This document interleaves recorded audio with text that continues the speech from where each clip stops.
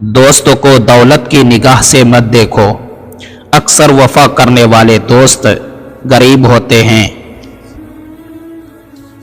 لوگوں کو دعا کے لیے کہنے سے زیادہ بہتر ہے ایسے عمل کرو کہ لوگوں کے دل سے آپ کے لیے دعا نکلے۔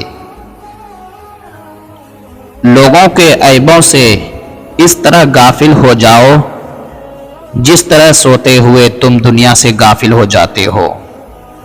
نماز کی فکر اپنے اوپر فرض کر لو، خدا کی قسم دنیا کی فکر سے آزاد ہو جاؤ گے اور کامیابی تمہارے قدم چومے گی۔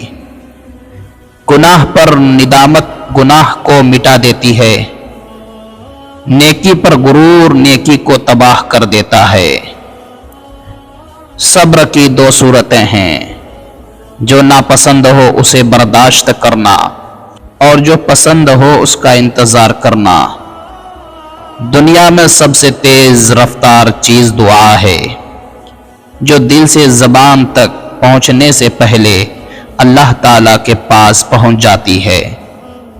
توبہ روح کا غسل ہے، جتنی بار بھی کی جائے روح میں نکھار پیدا ہوتا ہے۔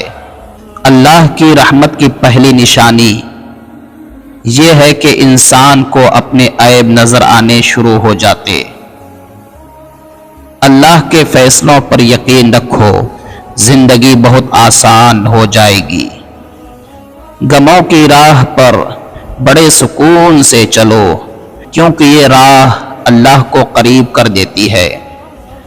میں روز گناہ کرتا ہوں، وہ چھپاتا ہے اپنی رحمت سے۔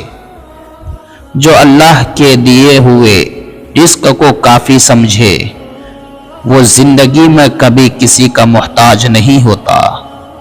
صبر ایک ایسی سواری ہے جو کبھی بھی اپنے سوار کو گرنے نہیں دیتا، نہ کسی کے قدموں میں نہ کسی کی نظروں میں۔